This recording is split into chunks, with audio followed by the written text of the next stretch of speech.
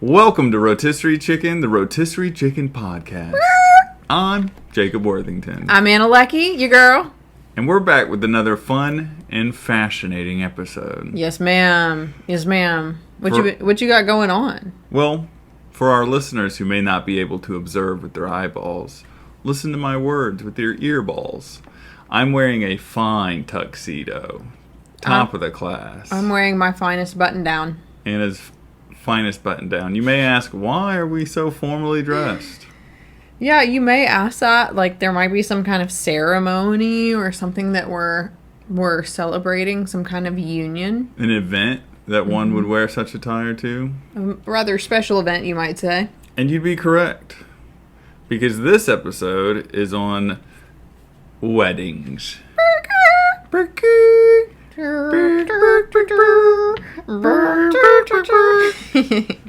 And we decided I wanted to do this because we were recently betrothed. Yes, ma'am. Weddingless, though. Yes, as of yet. We eloped. Yeah. We eloped to the courthouse. Yeah. Because who's got the time? He's got the time. Who's got the energy? No, but we do. We do have the time and the energy. It's just going to be, we're going to get married in October. It's a delayed experience. But, yeah, because we're in America and some people needed health insurance, we got married a little early. Yeah, we did. And we didn't get to partake in the partay. Yeah, I think that's something that is really strange to me, and the convention and domesticity of it all is a Domesticity? little bit... Yeah, it's a little foreign to me because I think I'm not inherently... I don't know, I kind of fly by the seat of my pants on some things, and I also don't... There are some traditions I am grounded in, but would you say I'm an inherently traditional person? No, I don't think so. No. I am, kind of, in ways. You're definitely... I do. Yes, you're definitely more traditional than I am. For sure. Absolutely. For sure. Yeah. So we're going to start off with just a brief origin of the evolution of marriage, which... Stay calm, Anna. I'm going to need to do some reading for. I'm going to get riled up. I'm going to need to do some reading for. But it triggers me when people read her when they read. She's like, oh, dare It must be something from childhood. But I'm going to do a little bit of reading. It's just going to be at the top. We're going to go into a couple of things about the origin of marriage. But then this episode's all on the origin of traditions around the wedding ceremony. Where they came from, how they evolved, what they're like now. Yeah, I bet it's weird. Some of it's weird, and then there's a theme. There's a theme that goes through a lot of these, so we'll get to it. All right, let's hear it. So the best evidence suggests that the first weddings or marriages were around 4,350 years ago. Prior to that, people organized in small groups, around 30, 40 people with a couple male leaders who would share mutual women and then rear the children together. But as hunter-gatherers progressed into agrarian civilization, a more stable union was necessary to kind of a lot of people talk about how marriage is the bedrock of civilization, that the nuclear family is the cell that makes up the body. So are you saying that it was originally agriculturally advantageous? I don't know. I think civilization grew out of agriculture because agriculture, you had to stay one place, you had to protect that place, you had to organize labor, and so civilization grew out of hunter-gatherers starting to plant and stay in one place. Right.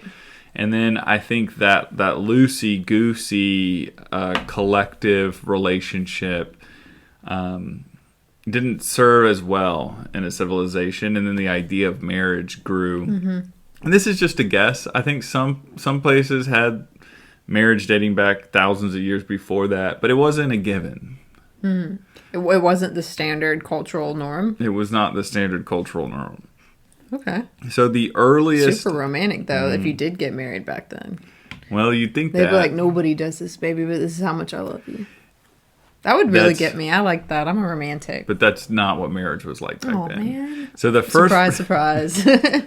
Couldn't predicted that.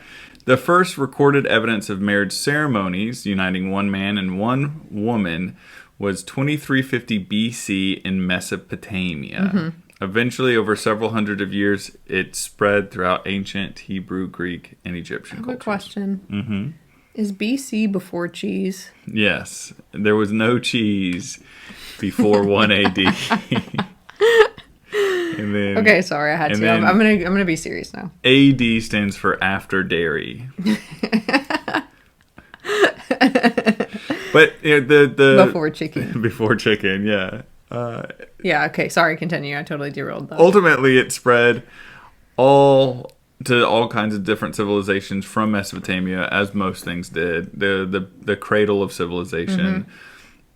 The Jewish tradition kind of views that the first marriage was between Adam and Eve, and a lot of creation myths from all different cultures say that the first man and woman represents the first marriage. Okay. Even though archaeologically and anthropologically we kind of show that early man was not like a monogamous, marriage-oriented. Of course they weren't. No, look at you guys still got it in your hindbrain somewhere. You got that little demon back there. I think there's only like a handful of monkeys or apes that are monogamous. Right. Most of them kind of work in this little like group. That makes sense to me, yeah. A couple top apes have all the women. Absolutely. As they should. As they should. Yeah.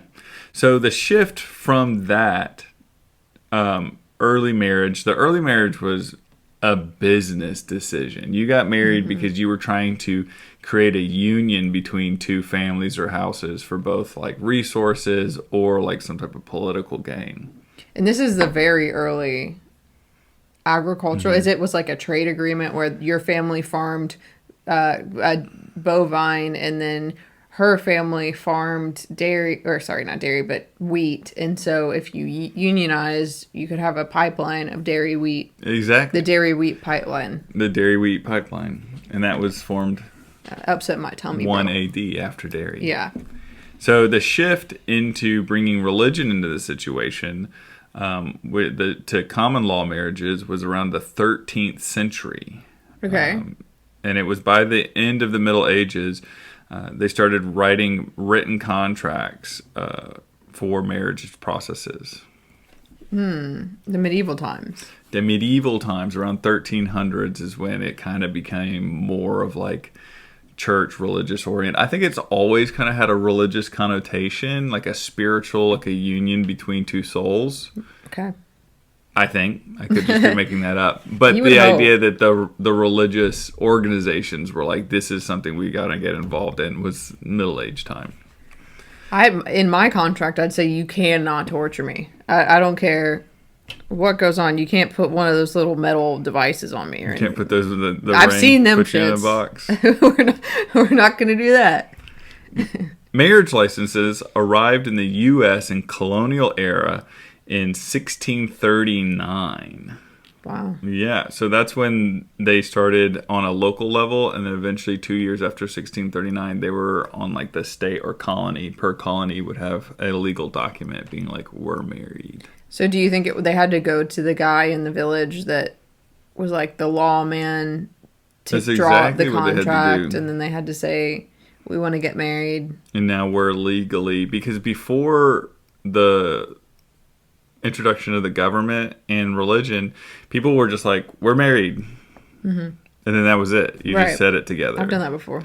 And I think a lot of times that's why witnesses were necessary, because a dude could just go around and be like, yeah, me and Anna, we're married. That's what I'm saying. So you can't have that guy. I'm married to that guy. But if you get everybody's family together, everybody knows you guys, you do it in front of the witnesses. And then now, there's credence to that. That makes a lot of sense. Do you think there are people out there that don't believe we're married because they haven't seen it with their own eyes? Yeah. They'll probably never think we're married. Dudes will keep shooting their shot on Anna until the day we die. So, moving forward, it wasn't until the 18th century did people start encouraging young people to select marriage based off romantic attachments. It wasn't the 18th. 18th century, so it's the 1700s. I'm sure people still fell in love with each other, but prior to that, most marriages were, what's the word that I'm looking for? Strategic. Arranged marriages. Really? So it was like a lot of weddings where, I mean, you were picked who you were going to marry by your parents picked them. Good Lord. You know? That's how you've met mine. Or, well, you know. Yeah. I think your mom would have picked me. She seems pretty... Your mom would have. Or my mom would have. I think she would have been like, I know this nice young man, this nice young ginger boy. I know my aunt saw this guy in a Trader Joe's one time that I knew. And she was like, you need to date that guy. But the truth of the matter was he was like super unhinged. But she was like, you gotta date that guy. And I kept trying to tell her like, hey, this is a bad decision. You know, so people started dating. That's when the whole like romantic period came out. The whole like poetry the 1700s. I mean, I'm sure there was... When was Pride and Prejudice? 1800s. So it wasn't too far. It wasn't too far after that. But I mean, people have been marrying for love for the ages, but it was not the prominent cultural idea. And then that shift into modernity and then choosing partners romantically. And probably women's love was really disregarded. I think I could see if a man fell in love with a woman. Oh yeah. And was like, yeah, she's going to be my wife. I don't care how she feels about it. She's going to be my wife. But I feel like that happened a lot. That's a very good point, because our next bullet point that I have on our little spreadsheet is in the 1920s, American women won the right to vote, transforming the marriage into a union between two full citizens, ultimately giving way to the 1960s of like the love and like sex revolution, where women were more empowered to make the decision just for themselves. Yeah, absolutely. Absolutely. We need to be part of the decision. I know. Because think about how much you put on the line when you get married. I think about this a lot. You're allowing someone access to your spiritual, emotional, and physical well-being, your financial health, your resources, and the fate of your destiny if you are to have children with this person. Oh, yeah. So you are basically giving the key to someone to unlock the way that the rest of your life may unfold. So if you don't choose the right partner, somebody that has the right series of qualities that are going to be a good husband, father, partner to you, that could really mess up your life. Yeah, it's what kept me from marrying Anna for so long. Exactly. I was like, God dang, this woman could ruin everything. We've dated for a long time before we got married, so I'm actually really behind. I got a lot of mileage to catch up on in terms of wrecking your life, so... I mean, you know.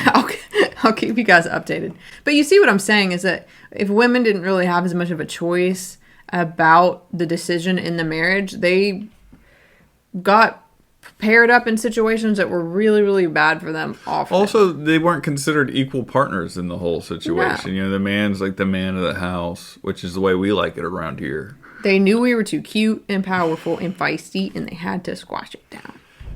So the next big leap moving forward with marriages would have to be LGBTQ plus recognition within the court systems. I think 2001, the Netherlands became the first country to legalize same-sex marriage. Love it. And then ultimately states did it individually in the United States. But June 26, 2015, the Supreme Court granted same-sex marriages in all 50 states. Yes, they did, and I remember exactly where I was when it happened. Which, I mean, it would be fun to have on guests future in the show and maybe do like a repeat marriage thing, and then bring like one of our gay married friends on to see like how traditions looked differently, you know, in a same-sex wedding. Yeah, of course. Yeah, that would be really interesting. I was getting my hair done. I was in a stylist chair with my hair in foils, and I got the CNN news. Boop. And you're like, oh my God. Love is love. If I ever switch teams, I'll be able to. Love is love. Okay, so we're going to get into our first traditions. You excited? I think so. I'm scared. Okay, this one's a given. Most people probably could figure these out. But we're starting with the wedding veil. Okay. So initially, the wedding veil served two purposes. One, to protect the bride from bad and evil spirits. Ooh.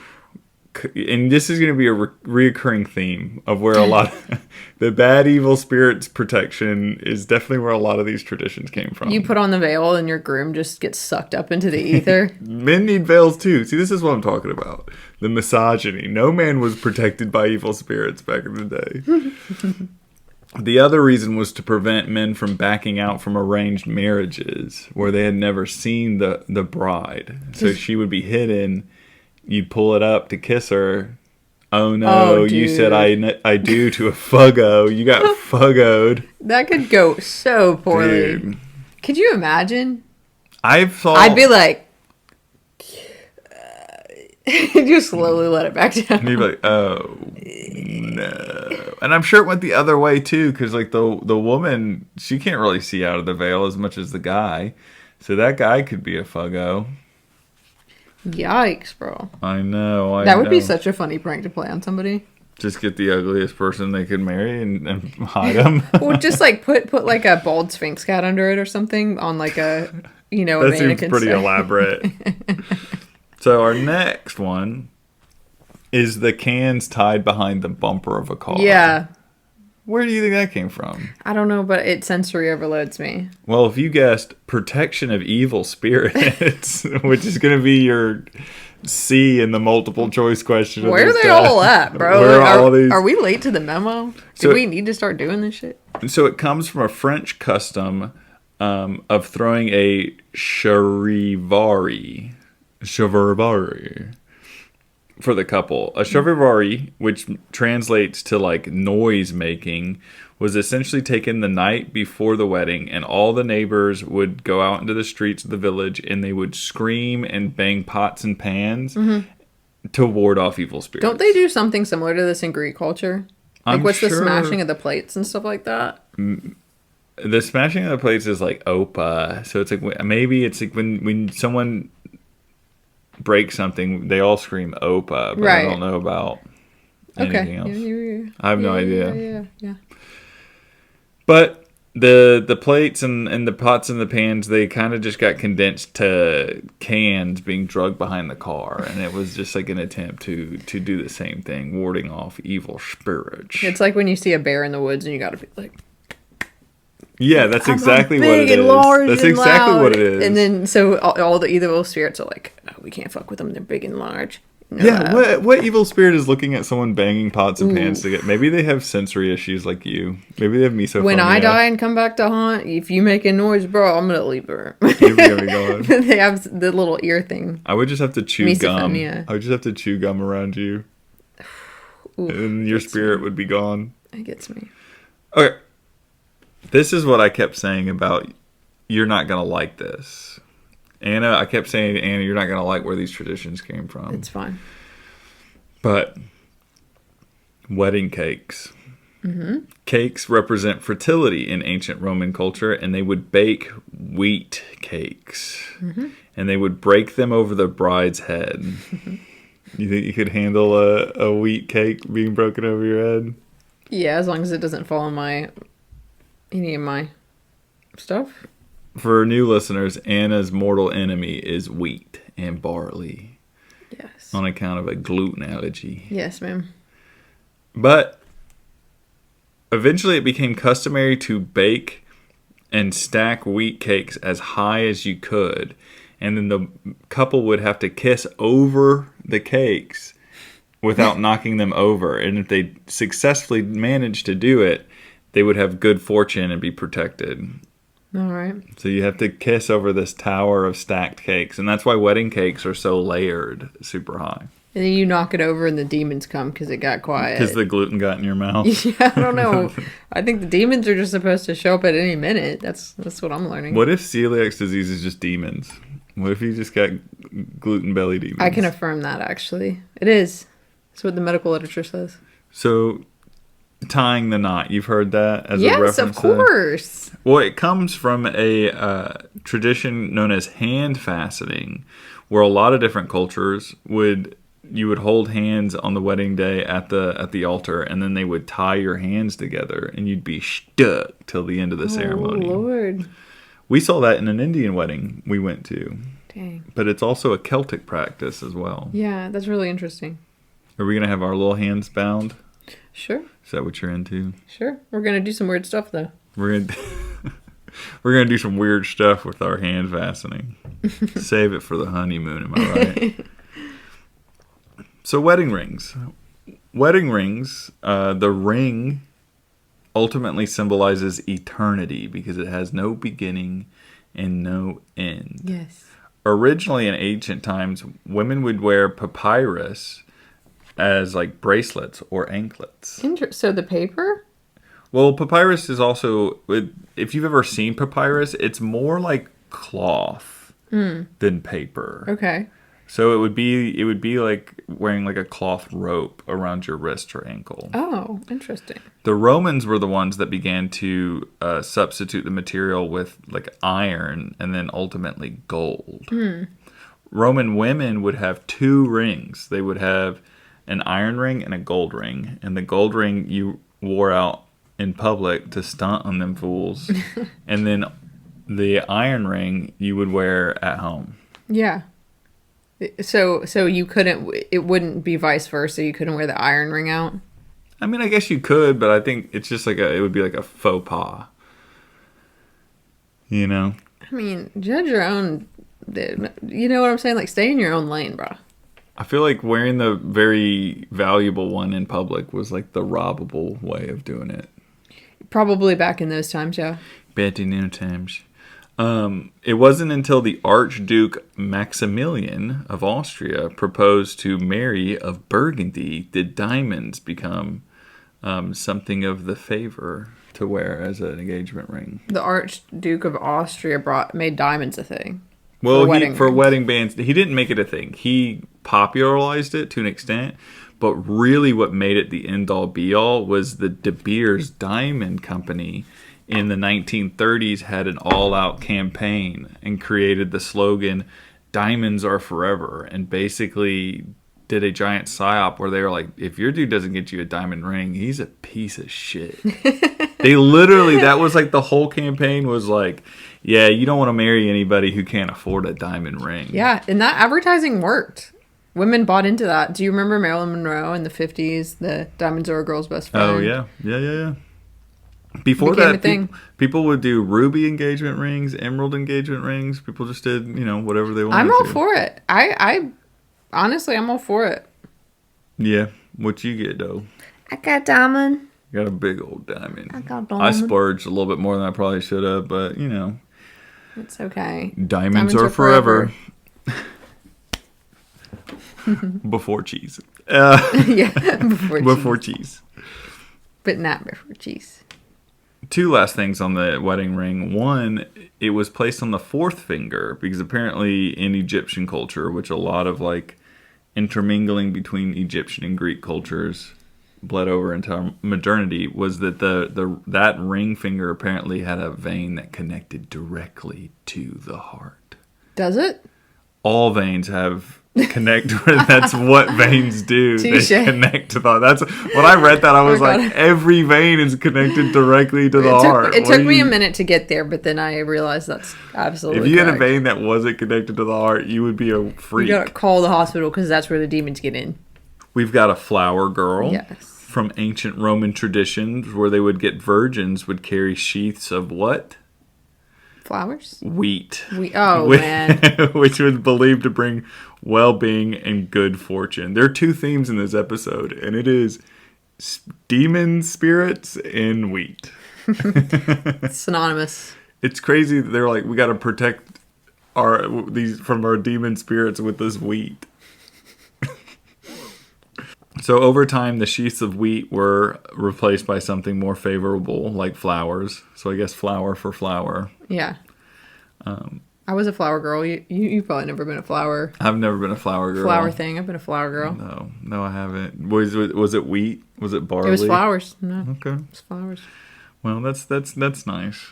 Now we're gonna get into the heavy hitters. I was just wetting your little whistle. Bridesmaids. Do you know what bridesmaids are for? I'm not sure, but if I had to theorize, is it your single friends that you have that you're kind of trying to marry off to, like, for auction when you put them up there in a line? That's a pretty good guess. But you're wrong. Okay. Bridesmaids came out of ancient Rome in an attempt to protect brides before the wedding. From evil spirits? From both evil spirits, but regular kidnapping spirits. It was a common practice to kidnap people's brides, not only to take them as your own bride, Wow. but to ransom them back off, to be like, if you want this woman that you apparently so love. So it was very common to get kidnapped. So the bridesmaids would protect her? Well, they would wear identical dresses, and it would be like a shell game of like, am I kidnapping the right girl? Wow. It eventually was a law in Rome that you had to have bridesmaids Wow. to protect you from getting kidnapped. I'm going to ensure that my bridesmaids learn about this. It's like, hey, listen, you're gonna need to take this. You're gonna need to take this very seriously. If I get God on my wedding day, that's on y'all. That is not on me. That's on you. Well, we need to have that conversation. I mean, we do. Do you think they'll take a bullet for you? Take a kidnapping? At least one of them better. Somebody's got to. There's 3 of them. There's 3 of them. One of them got to lay down for Nobody's catching Kayla though. Not our marathon running friend. She's gone, and I think people might bring Charlene back. I think they'd be like, she's just bossing me around and making me. She keeps saying that I should take stuff more seriously and get organized. We're like, yeah. I think Mariah's the most kidnappable. Ain't that right, Mariah? Yeah. Shut up, Mariah. So, the bridal bouquet. Mm-hmm. What do you think that was? Bruh. Yeah, I know you're going to tell me, but probably the same. It's to protect the bride from several things. One being evil spirits. So, the first bouquet, they were originally aromatic, like the first bridal bouquet was originally aromatic bunches of herbs, garlic, and grains, which would believe to ward off evil spirits and cover up bad-smelling people. Because everybody stank back then? Everybody stank back then. Some people stank now, dude. I guarantee it. There'll be stinky people at our wedding. Do you want a bucket of garlic? Somebody's going to be stinking. We're going to put a no stinkers sign. We're going to have... no stinkies. You know when you get your little wedding gift as a someone attending the wedding, you get like a little cutesy thing? Yeah. We're going to have like Glide stick, like deodorant. Febreze. Like, this is for the evil spirits. And mainly you, Dave. But it was also born out of another tradition. So back in the day, before wedding dresses became this huge, big, like intricate thing, women would get mobbed by the women at their wedding, and they would try to rip off and steal a piece of the wedding dress because it was believed to give like fertility and good luck in relationships. So at the wedding, a woman, the bride would get mobbed by all the women, and they would start ripping and tearing pieces of her wedding dress off. Oh my gosh. And so the bouquet became something that they could throw, and the women would run after and would be distracted to get that as like a practice of fertility. Wow. It was like a decoy. Yeah, that's kind of intense. Who do you think is going to try to tackle you to get your fertility? I can't think of a single person. I think most of the women at your wedding are going to be avoiding fertility. That's what I'm saying. Most of my friends are like, no, thank you. No, thank you, please. They're probably going to try and give me their own fertility. So groomsmen came out of a similar practice as bridesmaids. You know, we've learned something. People be trying to steal y'all. I mean, hey, can you blame them? You know what I mean? I can't. I'm sure if it was still around, people would definitely be trying to steal my baby. I would have to be fighting them off with sticks. Then I'd open my mouth and be like, "Get the fuck out of here." They'd be like, "She's making me cry. She says why is she so mean? She keeps saying I'm reading too much during the podcast." So men would get their fellow friends and warrior companions to help prevent the bride from getting kidnapped. Ultimately, men would seek out the best swordsmen to help with this effect, and the best swordsman eventually became shortened to the best man. Oh. So that's where our phrase "the best man" comes from, because he was originally your best swordsman. How's Keenan with a sword? Pretty decent, I guess. He tried to attack me a couple times as kids with a baseball bat, and his swing's toit. He got a toit swing. So you think you can hack it, literally? Oh my god, that's getting cut. That's getting cut. I can't wait for us to get sound effects so I can go womp womp. That's a womp. We could womp. get sound effects at any time. Nothing's stopping us. That's true. That's true. So, showering people with rice and grains. Yes. It was, as you could guess, there's really only three options here. We're either warding off kidnappers, warding off evil spirits, or we're trying to promote fertility. So those are your multiple choice. What do you think our grains are doing for us? Evil spirits and fertility. You're half right. It's the fertility. The people would throw rice and grains as an attempt to promote fertility and also shower people with good fortune, because it was like representative of a bounty. You're just supposed to get down and start nibbling it off the ground. You're like a mouse. Maybe you could take it and you'd be like, "This is going to be our honeymoon dinner." That's what I'm saying. I'd be, if you're, especially back in the olden times when food was scarce, I would start collecting it, scooping it up, boiling it. Well, rice has since been replaced with alternatives such as confetti, bubbles, and sparklers, because why? It ruins the environment. It makes birds. It makes birds explode. If birds eat a bunch of grain, they don't have like the ability, I guess, to like burp. And so if they get like indigestion and get gassy, they blow up. Why do I relate to that? If we kept all these wheat traditions, that might have been your outcome at your wedding. Just FYI, if anybody was wondering, we're going to do sparklers. Yeah. We're going to do sparklers. Because I like fire. Yeah. So, bridal showers. Bridal showers were a creation for people who couldn't afford dowries. So it's like the poor people, like, what am I supposed to give you? One of my two pigs?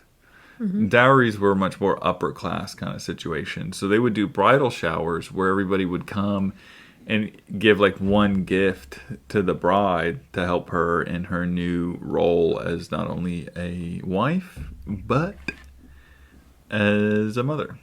Interesting. So you would get like household, like spoons and that kind of stuff. And, interesting. Like, gowns and clothes. Huh. You interested?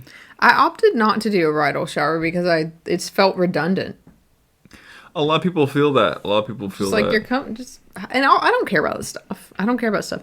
I'm really big on keeping my surfaces light at home. She's very and people would just give me stuff to clutter up the surfaces, which is very kind. I don't want to act ungrateful, but I don't need it.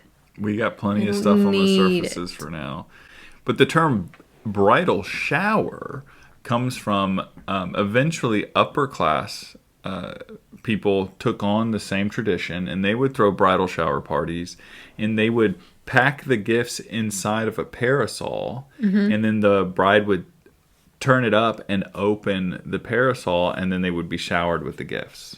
Wow. Sounds kind of dangerous. Well, most gifts today are like kitchen appliances. That's what I'm saying, like a nice knife set just showers from a parasol down on you. A blender, like a mixer, just a Ninja Creamy. I don't think they make parasols strong That is enough. something I want, is a Ninja Creamy. You know Maybe we can put it down in a... No, yeah, it makes little ice creams, but it makes it quick. And fitness people make like healthy ice creams. Okay. Yeah. And wanting healthy ice creams. Yeah. So, bridal showers, what's the guy version of that? I don't know, penis shower. Wiener showers. Wiener- We ball just shower. shower wieners on them. Well, guys had bachelor parties. Oh yeah. Guys have had bachelor parties from basically Yeah, you do. the beginning.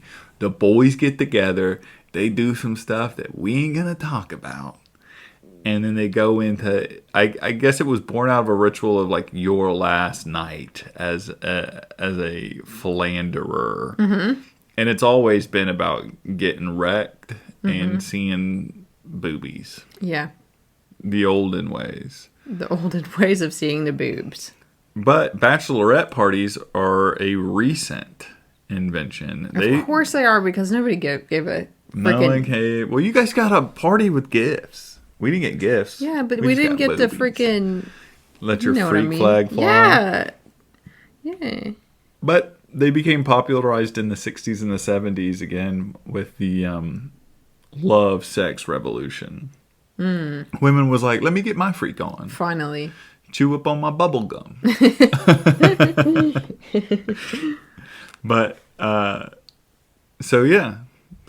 Now you guys got equal rights, equal fights, you know what I'm saying? I mean, sure, in theory. So our last one is the honeymoon.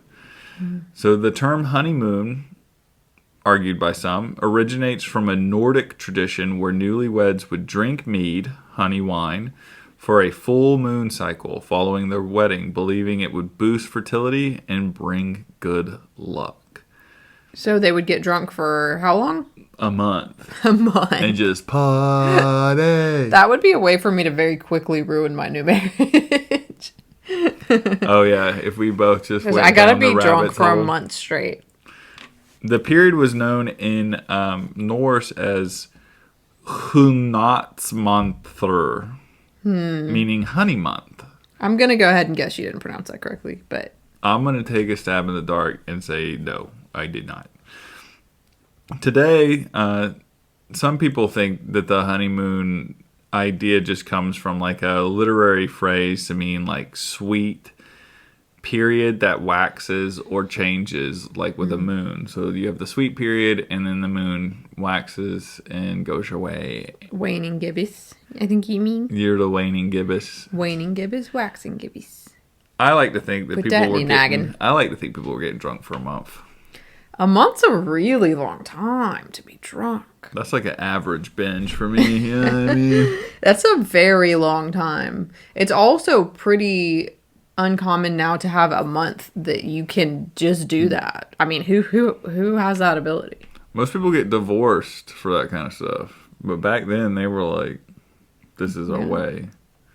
Yeah. I mean, yeah, stuff, you could do whatever, I guess, back then. I was going to put something in for the, like, something new, something used, borrowed blue, blah, blah, blah, blah. But that, I mean, what do you think that's about? I don't know. You tell me. Spirits. It's about... Is it? I just didn't want to keep putting stuff in here to keep the evil spirits So away. that tradition of something new, something borrowed, something blue is to keep the evil spirits away. Yeah. Yeah. Okay. I want to know who these spirits are. And why are they trying to ruin marriages? For generations. Well, let's think about this. Is it like some really, like the spirit's going to show up and it's actually like Jason Momoa shirtless? Mm-hmm. And he's like, I'm the demon that's here to ruin your marriage. And your wife's like, oh so you think Jason Momoa is the demon that's going to ruin our marriage? Well, that's what I'm asking is like, why was everybody so freaked out by these demons? Let me ask something else. Okay. You said you're not a very traditional person.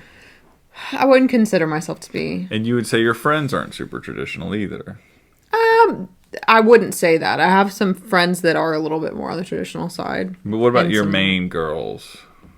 You think they're going to do blue, used? Yeah, it's half and half.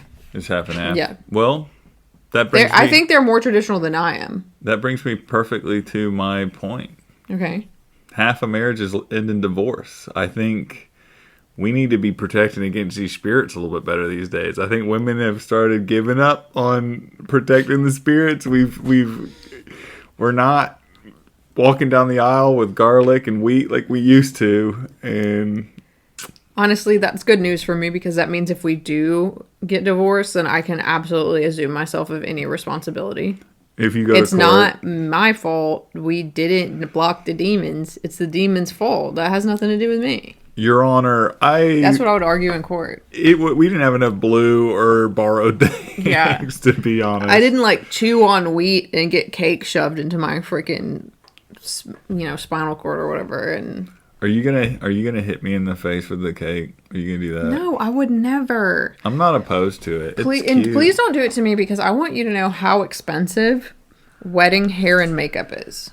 Yeah, but we did it. It's over. Yes, but I want to not have cake on my face.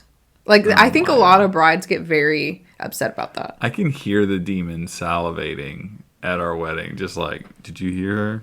She's not gonna have the cake broke over her, ripe for the picking. You can maybe put it smeared on my lip. I don't want it all over my face. Okay. Yeah. Does that sound fair? Sounds fair. That sounds reasonable. You don't want it all over your face. Oh, I want it all over my face. We're gonna cut that out. We're gonna get that. So, how do you feel? I feel good. I feel like I need to maybe put some salt around the rim of my door and further protect myself from demons that I was, not formally threatened by, but maybe am now. I mean, we got married with no demon protection. Who are they? No why does it demon sound kind of protection. fun? Being Maybe a they're like demon? super fun though. Maybe they're like, come to the club. It's like a Berlin nightclub that they bring you to, and they're like, you're not married, you're in the club with us now, and you're just like, Basically, the spirits are just that one friend who doesn't respect your marriage. She's like, come on, we're just gonna go hang out with these guys for a little girl, bit. don't lock yourself down, girl. There are so many fish out there that you haven't even explored. Maybe they're jilted lovers. Maybe that's who these evil spirits are. People whose marriages didn't work out, and then they had to get involved. They probably get a bad rap. You're always looking out for the best in people. I got you, demons. Mainly just the demons. I got y'all. All right, y'all. That's been our wonderful, fine episode. Yeah. Join us 6 months from now when we live stream our entire wedding on Vimeo. Yeah. And then I'm going to have to go up to the screen and be like, thank you for the rose. We're like and subscribe. Thank you for the heart. Like in the middle of my wedding. All right, break it!